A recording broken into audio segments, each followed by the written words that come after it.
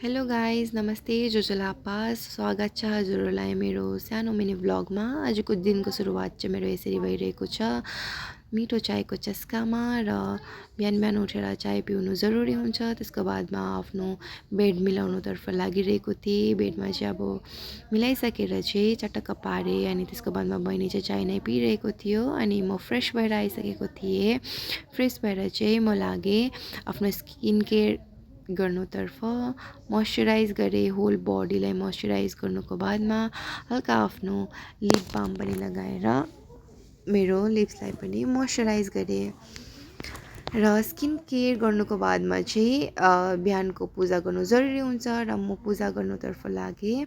बिहानको पूजा आराधना सकेँ, आरतीहरू गरेँ अनि त्यसको बादमा चाहिँ म लागेँ रेडी हुनुतर्फ।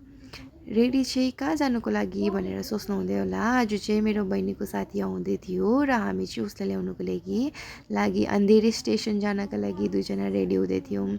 र एउटा ऐना छ, दुईजनालाई चाहिँ अगाडि पछाडि हुँदै रेडी भइसकेर हामीले आफ्नो आउटफिट यसरी देखाइरहेको थियो र हामी दुईजना चाहिँ रेडी भएर निस्क्यौँ।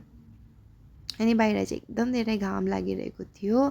छाता ओढेर हामी दुईजना चाहिँ स्टेसनतर्फ लाग्यौँ अटो हेर्दैकन। र अटो चाहिँ हामीले फाइनली पाइसकेर चाहिँ अटोमा हामी बसेर चाहिँ गयौँ।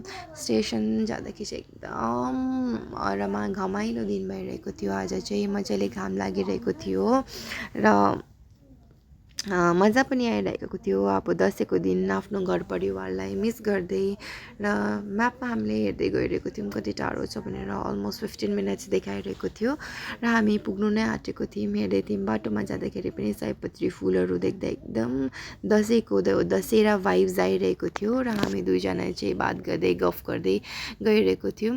पुग्नु नै आँटेको थियौँ र फाइनली उसले चाहिँ आफ्नो साथीलाई कन्ट्याक्ट गर्दै थियो कहाँ छौ भनेर। अनि कन्ट्याक्ट गर्दा गर्दा दुईजना पनि भेट भयो। एक साथमा भेट भएर चाहिँ एकदम खुसी भएर चाहिँ उनीहरूलाई एक दुईवटा सपिङ गर्नु थियो अरे। अनि सपिङ गर्नुको लागि अँधेरी मार्केट हामी एक राउन्ड चक्कर मार्दै थियौँ। हेर्दै थियौँ उनीहरूलाई चाहिँ कुर्ता खरिद्नु थियो अरे र कुर्ताको कलेक्सनहरू कहाँ राम्रो छ भनेर दुईजना हेर्दै थियो र एकदम ध्यानपूर्वक भइकन चाहिँ चारैपट्टि हेर्दै थियो कुन चाहिँ राम्रो छ भनेर।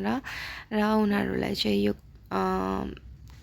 कलेक्सन मन परेर चाहिँ आफ्नो लागि कुर्ता लिएर चाहिँ हामी घर फर्किँदै थियौँ। फेरि घर फर्किँदा पनि बातचित गर्दै गर्दै हामी घर फर्क्यौँ। ट्राफिक त त्यतिकै नै हुन्छ। फाइनली घर पुगेर चाहिँ अलिकति टिकाहरूको प्रिपरेसन अलरेडी गरिसकेको थिएँ। आएर फ्रेस भएर चाहिँ अलिकति भिडियो बनाउनु बिर्सेछु।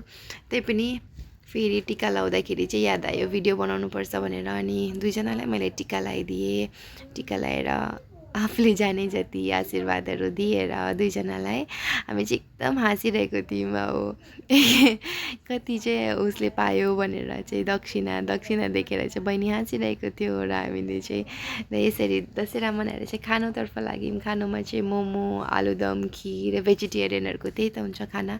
अनि खाना चाहिँ हामीले एकदम गफ गर्दै तिनजनाले मजा मान्दै खाइरहेको थियौँ र मजा आइरहेको थियो। आजको दिन हाम्रो यसरी नै बितिरहेको थियो कि दसैँको दिन घर परिवारलाई मिस गर्दै भए पनि तिनजनाले चाहिँ हामीले रमाइलो गरिरहेको थियौँ। मिठो मिठो खानाहरू बनाएर अनि हामीले प्लान गर्दै थियौँ कि राति चाहिँ हामीले के खानुपर्ने हो भनेर। कपमा चाहिँ हामीले के पिउँदै थियौँ भन्दाखेरि तिनजनाले मोमोसँग फेन्टा, त्यसको बादमा फेरि मुखसुख धोएर भगवानलाई टिका लगाइदिएर चाहिँ यो चाहिँ रातिको भिडियो हो। फेरि मैले स्किप गरेर एकैचोटि राति बनाएको हो र राति चाहिँ फेरि पूजाहरू गऱ्यौँ। मजाले मन्दिरलाई यसरी सजाएको थिएँ मैले। ल साथीहरू, आज हाम्रो दिन चाहिँ यसरी नै बित्यो। अन्तिममा हामीले एकदम रमाइलो गऱ्यौँ डान्स गरेर। र thank you for watching, keep watching and supporting. Thank you every one.